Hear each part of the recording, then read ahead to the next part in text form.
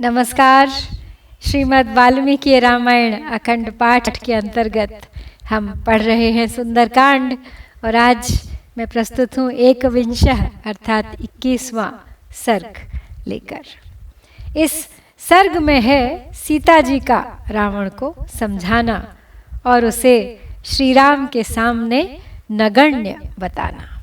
तो चलिए प्रारंभ करते हैं आज का पाठ।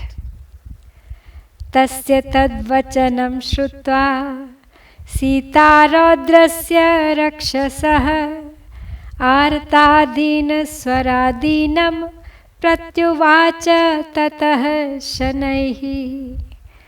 दुःखार्ता रुदती सीता वेपमाना तपस्विनी चिन्तयन्ती वरारोहा पतिमेव पतिव्रता।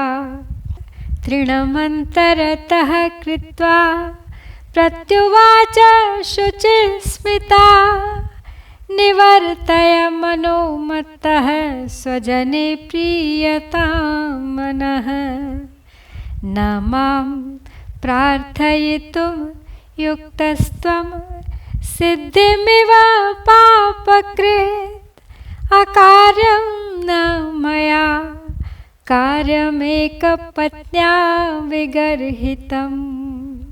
कुलं सम्प्राप्तया पुण्यं कुले महति जातया एवमुक्त्वा तु वैदेही रावणं तं यशस्विनी रावणं पृष्ठतः कृत्वा भूयो वचनमब्रवीत्।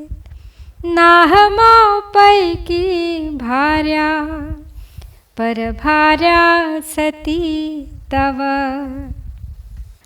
तो रावण सीता को तरह तरह से लुभाने का प्रयास कर रहा है, लेकिन सीता को उसकी एक भी बात भाती नहीं है। उसके हृदय में तो केवल श्री राम का वास है। उस भयंकर राक्षस की वो बातें सुनकर सीता को बड़ी पीड़ा हो रही है अंदर ही अंदर।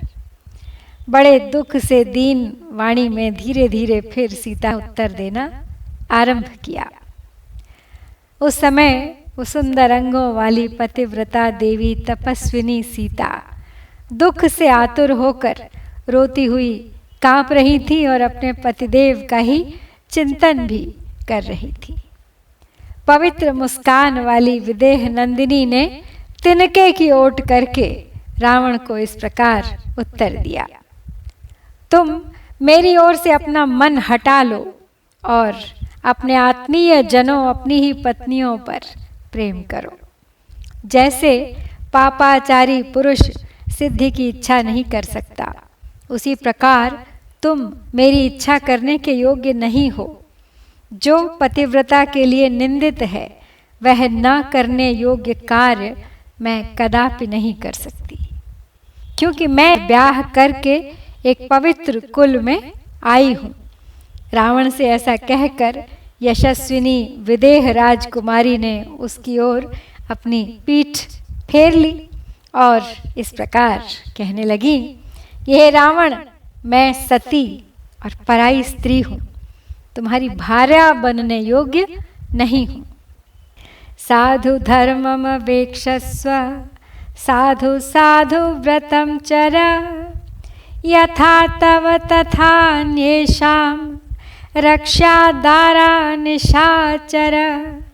आत्मानम् उपमां कृत्वा स्वेषु दारेषु रम्यताम् अतुष्टं स्वेषु दारेषु चपलं चपलेन्द्रियम् नयन्ति निकृते प्रज्ञं परदाराः पराभवम्।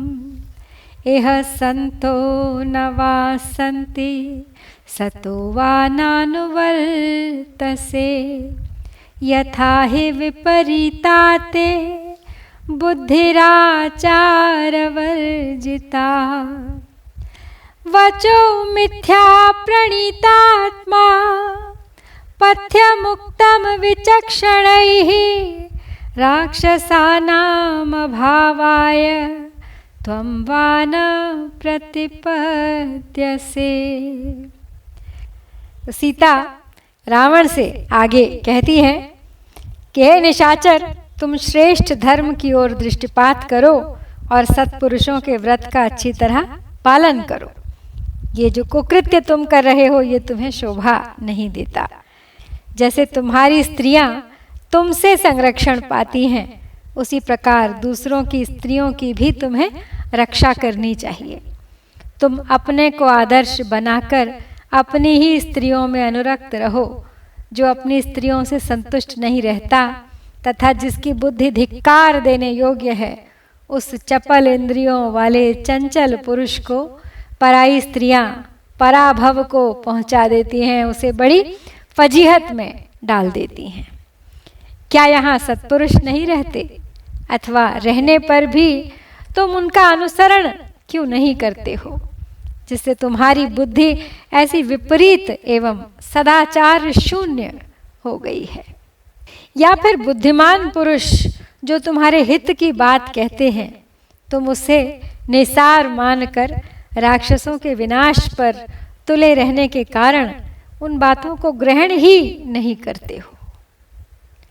अकृतात्मानमासाद्य राजानमनये रतं समृद्धानि विनश्यन्ति राष्ट्राणि नगराणि च तथैव त्वां समासाद्य लङ्कारत्नौघसङ्कुला अपराधात् तवैकस्य न चिराद्विनशिष्यति स्वकृतैर्हन्यमानस्य रावणादीर्घदर्शिनः अभिनन्दन्ति भूतानि विनाशे पापकर्मणः एवं त्वां पापकर्माणं वक्ष्यन्ति निकृता जनाः दिष्टैतद्व्यसनं प्राप्तो रौद्र इत्येव हर्षिताः शक्या लोभयितुं नाहमैश्वर्येण धनेन वा अनन्या राघवेणाहं भास्करेण यथा प्रभा। आगे कहती है सीता रावण से कि जिसका मन अपवित्र तथा सदुपदेश को नहीं ग्रहण करता है, ऐसे अन्यायी राजा के हाथ में पड़कर बड़े बड़े समृद्धिशाली राज्य और नगर नष्ट हो जाते हैं। इसी प्रकार यह रत्न राशि से पूर्ण लंकापुरी तुम्हारे हाथ में आ जाने से अब अकेले तुम्हारे ही अपराध से बहुत जल्द नष्ट हो जाएगी। रावण, जब कोई अदूरदर्शी पापाचारी अपने को कर्मों से मारा जाता है, उस समय उसका विनाश होने पर समस्त प्राणियों को प्रसन्नता ही होती है। इसी प्रकार तुमने जिन लोगों को कष्ट पहुंचाया है, वे तुम्हें पापी कहेंगे और बड़ा अच्छा हुआ जो इस आतताई को यह कष्ट प्राप्त हुआ, ऐसा कहकर हर्ष मनाएंगे। जैसे प्रभा सूर्य से अलग नहीं होती, उसी प्रकार मैं श्री रघुनाथ जी से अभिन्न हूँ। ऐश्वर्य या धन के द्वारा तुम मुझे लुभा नहीं सकते।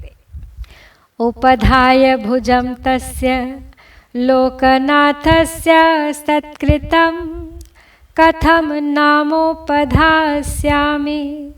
भुजमन्यस्य कस्यचित् अहमोपैकी भार्या तस्यैव चाधरापतेः व्रतस्नातस्य विद्येव विप्रस्य विदितात्मनः साधु रावण रामेण मां समानय दुःखितां वने वासितया सार्धं करेण्वेव गजाधिपम् मित्रमौपैकं कर्तुं रामः स्थानं परीप्सता बन्धं चानिच्छता घोरं त्वयासौ पुरुषर्षभः विदितः सर्वधर्मज्ञः शरणागतवत्सलः तेन मैत्री भवतु ते यदि जीवितुम् इच्छसि। तो सीता रावण से कह रही हैं कि तुम्हारे इन सब प्रलोभनों का मेरे ऊपर कोई असर नहीं हो सकता। जगदीश्वर श्री रामचंद्र जी की सम्मानित भुजा पर सिर रखकर अब मैं किसी दूसरे की बाह का तकिया कैसे लगा सकती हूँ। जिस प्रकार वेद विद्या आत्मज्ञानी स्नातक ब्राह्मण की ही संपत्ति होती है, उसी प्रकार मैं केवल उन पृथ्वीपति रघुनाथ जी की ही भार्या होने योग्य हूँ।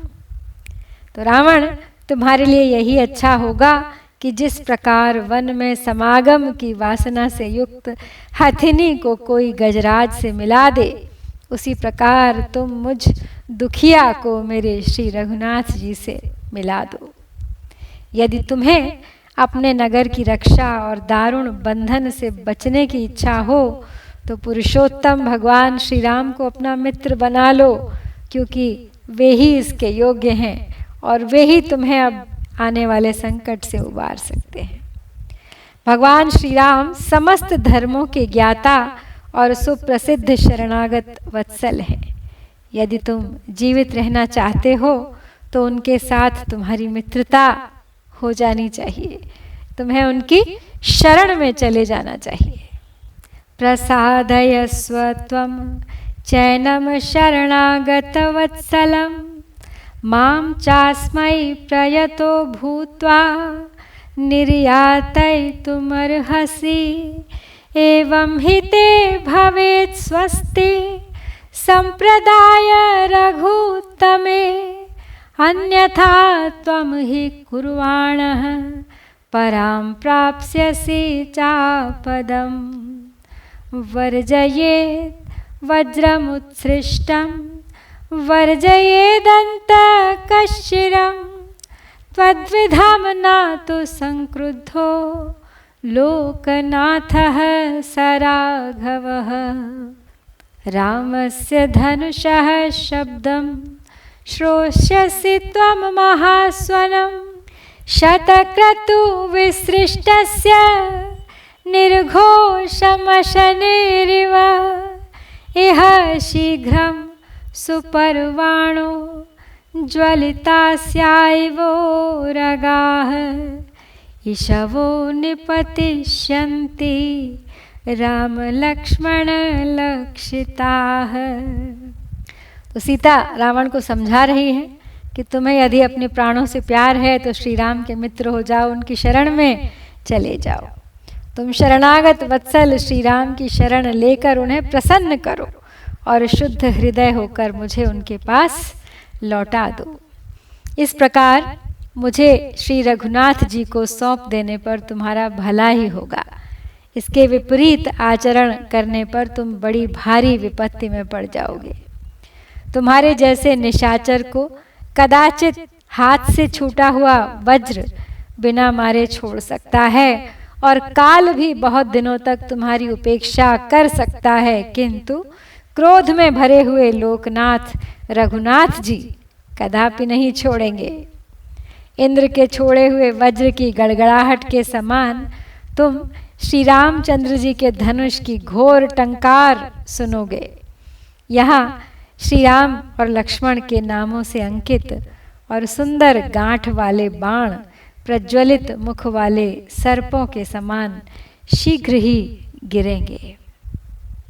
रक्षांसि निहनिष्यन्तः पुर्यामस्याम न संशयः असंपातं करिष्यन्ति पतन्तः कंकवाससः राक्षसेन्द्र महासर्पान् स राम गरुडो महान् उद्धरिष्यति वेगेन वैनतेयैवोरगान् अपनेष्यति मां भर्ता त्वत्तः शीघ्रं अरिन्दमः असुरेभ्यः श्रियं दीप्तां विष्णुस्त्रीभिरिव क्रमैः जनस्थाने हतस्थाने निहते रक्षसां बले अशक्तेन त्वया रक्षः कृतमेतत् साधुवैः आश्रमं तत्तयोः शून्यं प्रविश्य नरसिंहयोः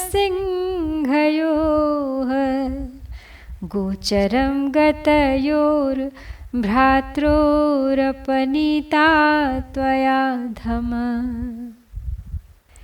तो सीता चुनौती भी दे रही हैं एक तरह से रावण को कि तुम जल्दी से जल्दी मान जाओ, वरना श्री राम के बाण सर्प के मुख वाले शीघ्र ही तुम्हारी इस लंकापुरी में तुम्हारे सामने गिरते नजर आएंगे। वे कंक पत्र वाले बाण इस पुरी में राक्षसों का संहार करेंगे, इसमें कोई संशय नहीं है। वे इस तरह बरसेंगे कि यहाँ तिल रखने की भी जगह नहीं रह जाएगी। जैसे विनता नंदन गरुड़ सर्पों का संहार करते हैं, उसी प्रकार श्री राम रूपी महान गरुड़ राक्षस राज रूपी बड़े बड़े सर्पों को वेग पूर्वक उच्छिन्न कर डालेंगे। जैसे भगवान विष्णु ने अपने 3 ही पगों द्वारा असुरों से उनकी उद्दीप्त राजलक्ष्मी छीन ली थी, उसी प्रकार मेरे स्वामी शत्रुसूदन श्री राम मुझे शीघ्र ही तेरे यहाँ से निकाल ले जाएंगे। तो हे राक्षस, जब राक्षसों की सेना का संहार हो जाने से जनस्थान का तुम्हारा आश्रय नष्ट हो गया और तुम युद्ध करने में असमर्थ हो गए, तब तुमने छल और चोरी से यह नीच कर्म किया है। तो हे नीच निशाचर, तुमने पुरुष सिंह श्री राम और लक्ष्मण के सूने आश्रम में घुसकर मेरा हरण किया था। वे दोनों उस समय माया मृग को मारने के लिए वन में गए हुए थे, नहीं तो तभी के तभी तुम्हें इसका फल मिल जाता।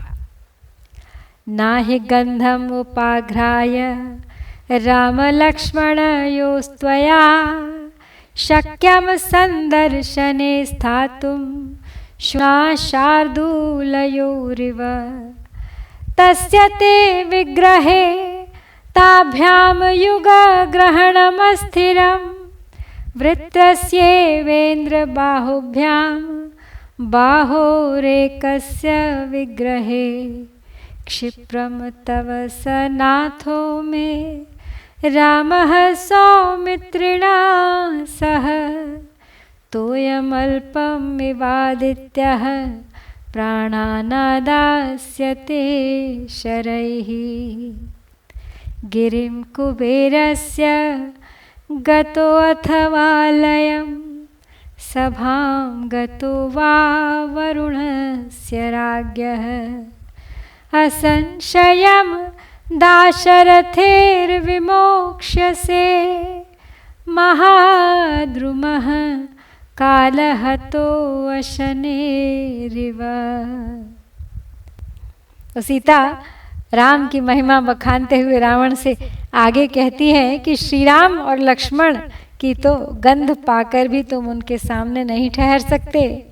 क्या कुत्ता कभी 2-2 बाघों के सामने टिक पाया है? जैसे इंद्र की 2 बाहों के साथ युद्ध छिड़ने पर वज्रासुर की एक बाह के लिए संग्राम के बोझ को संभालना असंभव हो गया, उसी प्रकार समरांगण में उन दोनों भाइयों के साथ युद्ध का जुआ उठाए रखना या टिकना तुम्हारे लिए सर्वथा असंभव है।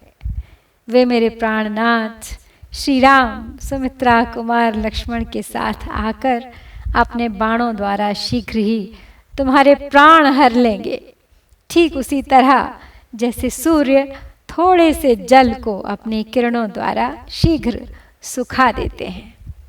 तुम कुबेर के कैलाश पर्वत पर चले जाओ अथवा कि सभा में जाकर छिप रहो, किंतु काल का मारा हुआ विशाल वृक्ष जैसे वज्र का आघात लगते ही नष्ट हो जाता है, उसी प्रकार तुम दशरथ नंदन श्री राम के बाण से मारे जाकर तत्काल प्राणों से हाथ धो बैठोगे। इसमें कोई संशय नहीं है, क्योंकि काल तुम्हें पहले से ही मार चुका है। तो सीता के रावण के प्रति इन कठोर वचनों के साथ ही श्री वाल्मीकि निर्मित आर्ष रामायण आदि काव्य के सुंदर कांड में ये 21वां सर्ग हम यहाँ समाप्त करते हैं। इत्यार्षे श्रीमद् रामायणे वाल्मीकिये आदि काव्ये सुंदर कांडे 21 सर्गः। ओम श्री सीतारामचंद्राभ्यां नमः।